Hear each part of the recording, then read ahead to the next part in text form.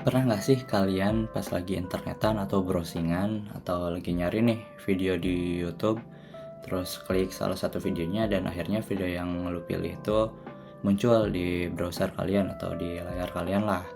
Atau mungkin kalian pernah penasaran ya, kenapa ada HTTP sebelum kayak URL yang kalian masukin di kolom URL di browser kalian lah. Nah, kali ini kita bakal bahas bagian kecil dari cara kerja internet, yaitu HTTP.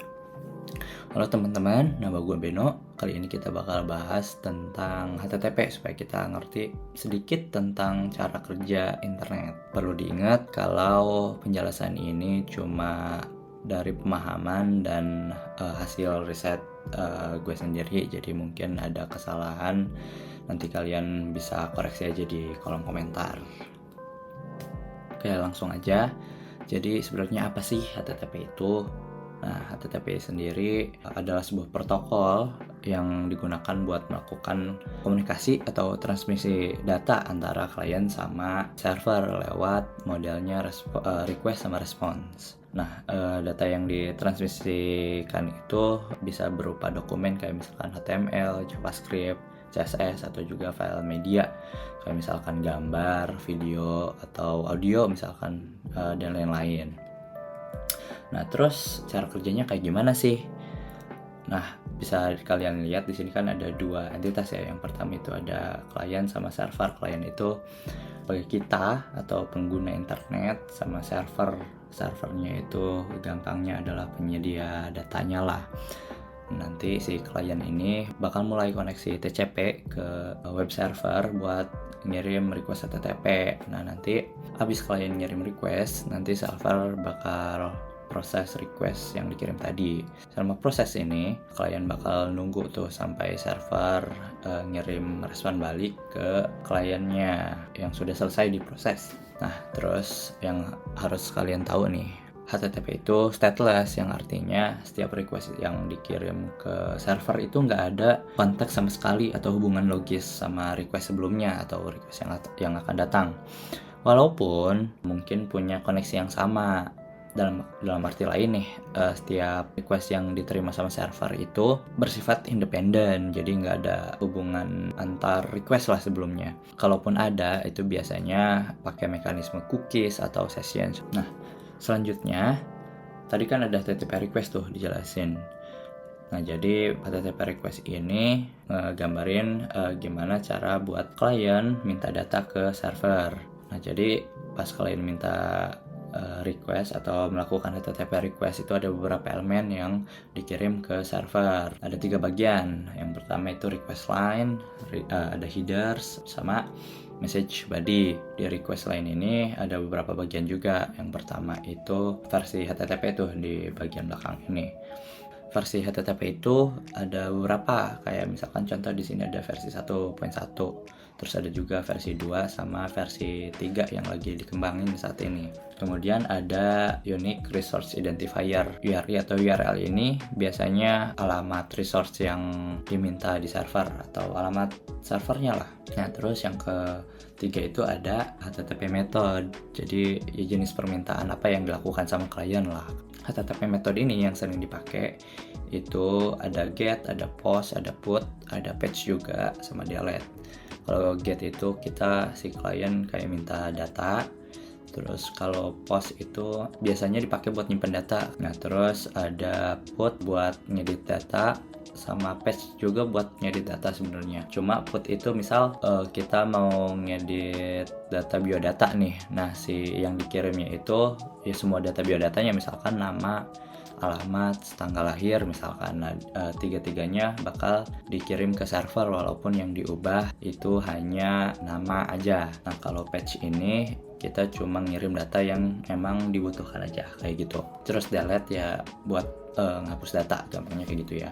Selanjutnya itu ada headers. HTTP request header ini berupa informasi tambahan yang dikirim sama klien, kayak misalkan nama domain atau hostnya atau user agent. User agent ini biasanya browser yang digunakan. Yang selanjutnya itu message body atau data tambahan yang bakal dikirim buat server proses nantinya. Biasanya dipakai untuk metode post, put, sama patch. Nah, selanjutnya itu HTTP response.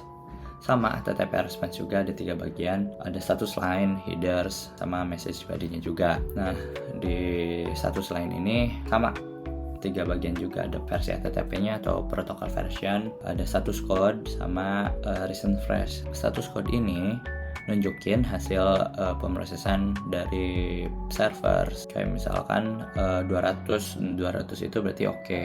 Terus 404 biasanya not found. Kalian sering lihat mungkin kalau misalkan kalian browsing hal yang gak ada di suatu website. Nah, itu 404 atau not found. Nah, di sini ada meme nih yang mungkin kalian pernah baca juga. Buat ngegampangin kita sebenarnya arti dari tiap status code itu apa. Nah, di 100 ini ada hold on. Nah, di sini ada 200 here you go. Berarti request yang kita lakuin itu berhasil. Terus ada 300 atau go away. Nah, go away ini biasanya kayak gampangnya itu redirect. Kayak misalkan di resource A ini nggak ada, nanti kalian bakal langsung diarahin ke resource lainnya. Nah, 400 ini you mess up, berarti dari secara kliennya yang melakukan kesalahan. Kayak misalkan 400 itu bad request, berarti kita input hal yang salah. Terus 403 atau forbidden, biasanya itu kalian masuk ke halaman yang bukan hak akses kalian lah. Nah, terus ada 500. Nah, 500 ini I messed up, berarti si penyedia layanannya yang lagi error. Nah, ada juga meme yang mungkin bikin kalian ngerti ya arti dari tiap status code yang ada.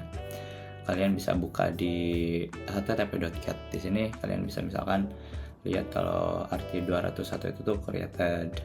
Terus misal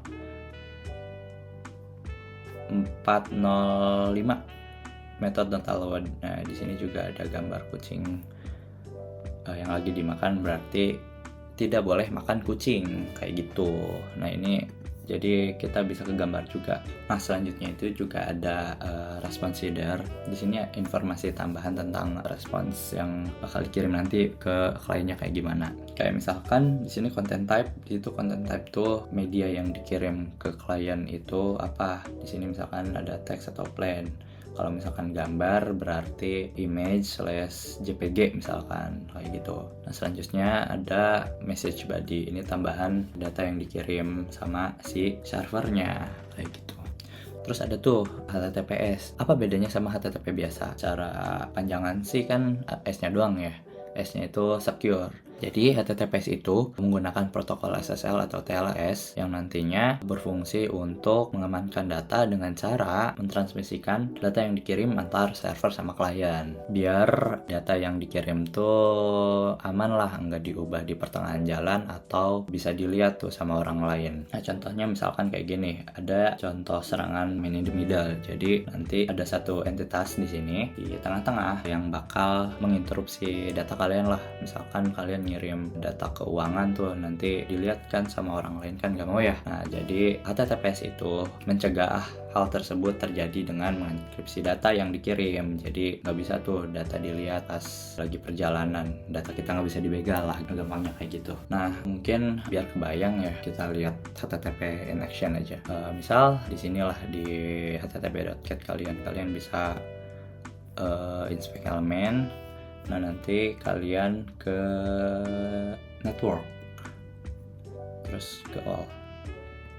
Nah, kalian refresh aja. Nah, di refresh, pas kalian refresh ini browser atau klien lah itu melakukan HTTP request ke servernya si http.cat ini.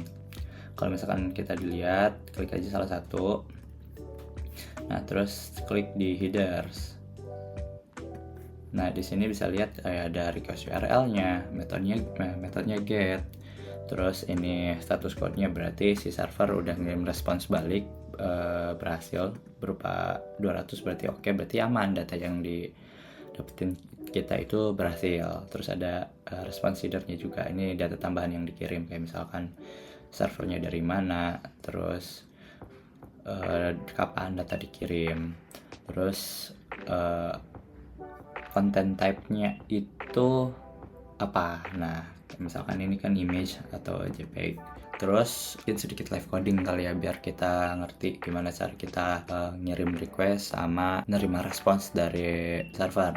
Nah, untuk datanya sendiri kita contoh pakai data dummy aja.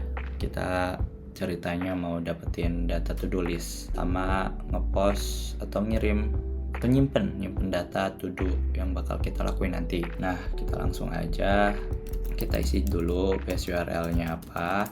Setelah kita udah nentuin URL-nya, kita langsung aja pakai API fetch. Terus balikannya itu JSON sama tinggal kita log datanya. Kita coba. Kita udah dapetin datanya dari permintaan URL di atas. Kita minta data semua to-do yang ada di server JSON placeholder ini. Nanti datanya itu kan kalau misalkan kita lihat,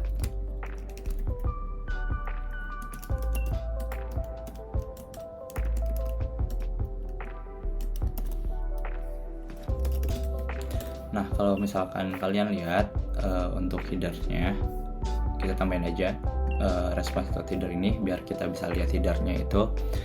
Nah, misal content type-nya itu karena kita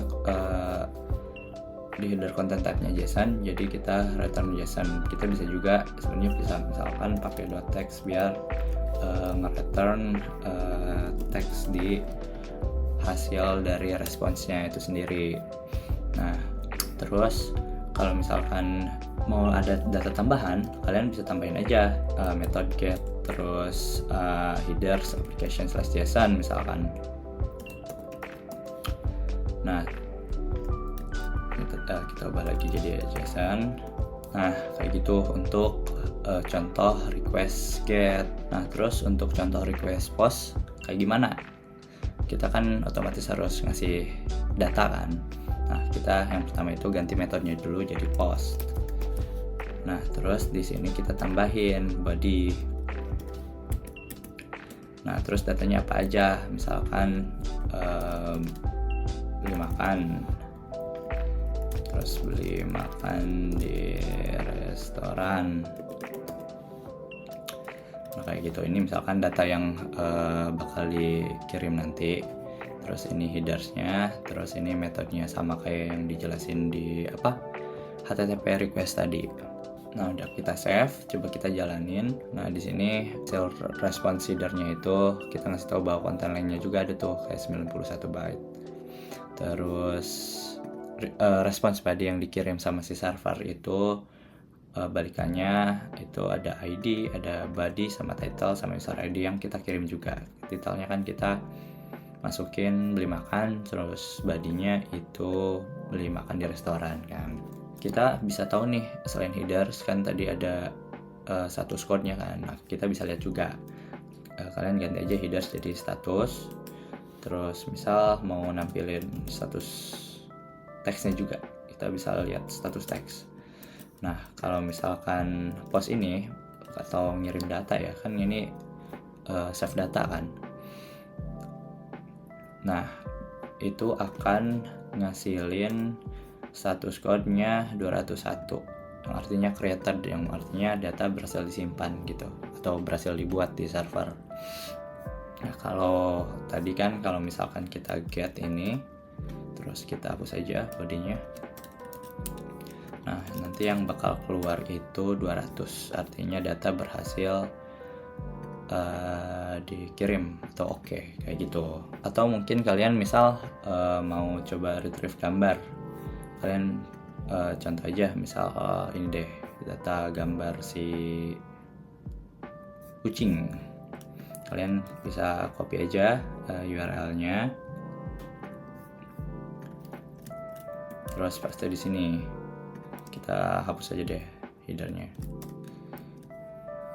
Nah, kalau misalkan kalian run itu error karena datanya kan bukan JSON kan. Jadi kita di sini ganti aja jadi teks.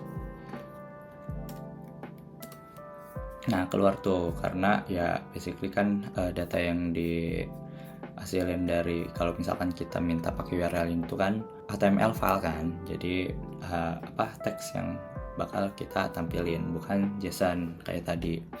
Nah, terus kalau misalkan mau gambar itu di sini tuh kalau nggak salah nyediain gambar ya, coba kita lihat. Nah, kita tambahin aja .jpeg di belakang. Nah, tadi kan ini tuh halaman URL ini tuh kan data balikannya itu kan HTML kan, teks. Nah, terus kalau misalkan mau gambar kayak gimana? Kalian bisa lihat aja, misalkan klik kanan terus copy image address untuk contoh. Nah, kita mau ngambil gambar kucing tadi. Nah, kita save, terus kita coba run. Kalau di run tuh, nah kalian bakal lihat data kayak gini. Nah, karena bukan teks, jadi kita ubah dulu nih ininya jadi blob. Nah, kalau misalkan kita run ulang, nah di sini kan ada 200. Oke, berarti kita berhasil tuh ngambil datanya. Terus ada informasi, ada size-nya, ada type-nya juga.